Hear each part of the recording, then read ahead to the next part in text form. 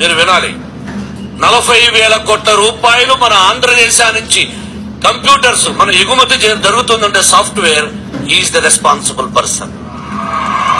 40,000 కోట్ల రూపాయల సాఫ్ట్వేర్, దీనికి పునాది వేసింది నారా చంద్రబాబు నాయుడు గారు.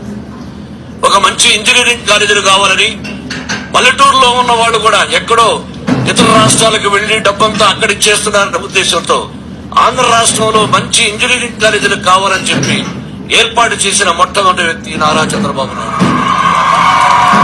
9 సంవత్సరాలు ఆంధ్ర రాష్ట్రానికి యువతకు, ఈ రోజున యువత అంటున్నారు, ట్రూత్, యువత బాగుపడాలని, యువత ఇతర దేశాలకు వెళ్లాలని, యువత క్షేమంగా ఉండాలని, విలేజ్ల్లో ఉద్యోగం లేకుండా అవస్థపడుతున్న వాళ్ళకి ఉద్యోగ అవకాశాలు కల్పించి కంప్యూటర్స్ అంటే ఇది, మన ఆంధ్ర రాష్ట్రం అంటే ఇది అని ఇతర దేశాల్లో చాటి చెప్పిన మొట్టమొదటి వ్యక్తి నారా చంద్రబాబు నాయుడు గారు. My dear students, it is a fact, nobody can say. కొన్ని పార్టీలు చెప్పొచ్చు కాక, నేను ఏ పార్టీకి సంబంధించిన వాడే కాదు. Thank you very much. Chandrababu Naidu ఎంతో ప్రేమగా పిలిచాడు, that is different matter, this not the వేదిక. కానీ ఎవరైనా నిజాన్ని నిర్భయంగా ఒప్పుకోవాలి. 9 సంవత్సరాలు ఎంత అద్భుతంగా పరిపాలించి న్యాయంగా ధర్మంగా ఎంత చేశాడో మీకు తెలుసు. ఈ రోజు చెప్పినట్టుగా ఎంతమంది జైళ్లలో ఉన్నారో మీ అందరికీ తెలిసిందే. అటువంటి అవినీతికి పాల్పడకుండా క్రమశిక్షణతో తెలుగుదేశంలో ఒక కులానికి సంబంధించింది కాదు, అన్ని కులాలకు సంబంధించింది అని అన్నగారి సిద్ధాంతాన్ని తూచా తప్పకుండా పాటిస్తున్న వ్యక్తి నారా చంద్రబాబు నాయుడు గారు. ఇది మీకు తెలుసు, కులాలు లేవు. వాగ్దానాలు చేసి కాలేజీలకు ఇవ్వవలసినటువంటి ఫీ రీఎంబర్స్మెంట్ ని పసుపు కుంకుమ ఏదో ఇంకోటి రకరకాలుగా చెప్తున్నాడు. భారతదేశంలో ఆడపడుచులు పసుపు కుంకాలతో 100 సంవత్సరాలు క్షేమంగా ఉండాలని ఆ షిరిడి సాయినాథుని, వెంకటేశ్వరుని, పరమేశ్వరుని కోరుకుంటున్నారు. ఇవ్వాలి, ఇవ్వు తప్పులేదు. ఫండ్స్ లేవని మా ఫండ్స్ ని, పిల్లలకు ఇవ్వాల్సిన డబ్బుని, ఫీ రీఎంబర్స్మెంట్ ని అటు మళ్ళించావు ఎలక్షన్ల పేరు. 4.5 సంవత్సరాలు ఆడపడుచుల మీద ప్రేమ లేదు, ఇప్పుడు వచ్చిందా? వ్యవసాయాల మీద ఇప్పుడు వచ్చిందా? ఎంతమంది కడుపులు కొట్టావు చంద్రబాబు? ఎందుకు ఈ పదవి కోసం? పదవి శాశ్వతం కాదు, మనిషే శాశ్వతం కాదు. పుట్టినవాడు చావక తప్పదు, అది టైం. మరణం ఆసన్నమైన ఏది ఆపదు.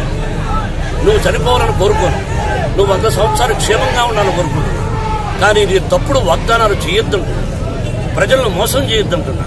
సరే చేస్తే చేశావు, నీకు నమ్మి ఓటు ఎవరేస్తారో తెలియదు కానీ వేస్తే చేశారు.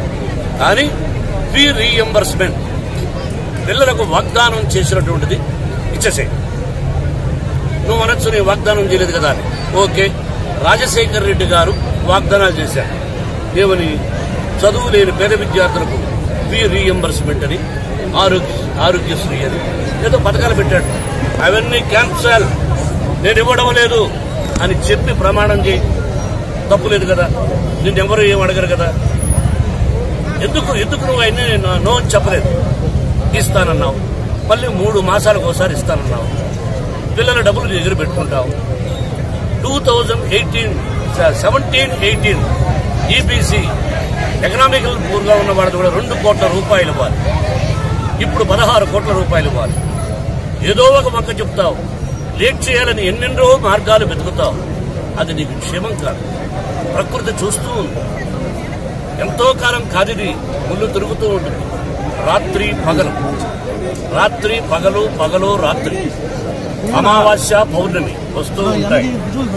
ఎప్పుడూ పౌర్ణమి అనుకోవద్దు. మనం చూసాం, భారత భాగవత రామాయణాలు విన్నాం, చరిత్ర చూస్తున్నాం. చరిత్ర పునరావృతం అవుతోంది. మహానుభావుడు ఎన్టీ రామారావు గారికి తెలుగుదేశం సభ్యత్వమే లేకుండా చేశావు. అది ఈ ప్రజలకు తెలియదు.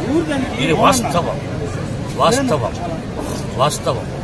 నీకంటే ముందు నేను తెలుగుదేశంలో చేరా, అది వాస్తవం. ఆ మహానటుడితో మేజర్ చంద్రకాంత్ సినిమా తీశా, నా ఆస్తులు తాకట్టు పెట్టి. ఎన్టీ రామారావు గారు సినిమా తీయమని చెప్పలా, మాకు ఎందుకు సినిమా అన్నాడు. లేదన్నయ్యా, నా యాంబిషన్ మీతో సినిమా తీయాలని. ఆ మహానుభావుడు నేను ఏమిచ్చానో, డబ్బు ఏం తీసుకున్నాడు, ఆ రోజు ఎంత డిమాండ్ చేసినా ఇచ్చుండేవాడిని. లేకపోతే ఇవ్వలేనన్నయ్యా, సగమిస్తానని చెప్పేవాడు. ఏ రోజున డబ్బులు అడగల. నా ఆస్తులు తాకట్టు పెట్టి ఆయన ఇది చేసి ఇదే తిరుపతిలో లక్షల మంది ఊరేగించి ఆయన మళ్లీ ముఖ్యమంత్రిగా చేసిన ఘనత నా శ్రీ లక్ష్మీ ప్రసన్న పిక్చర్స్. నా పాట పెట్టుకొని బతుకుతున్నాను.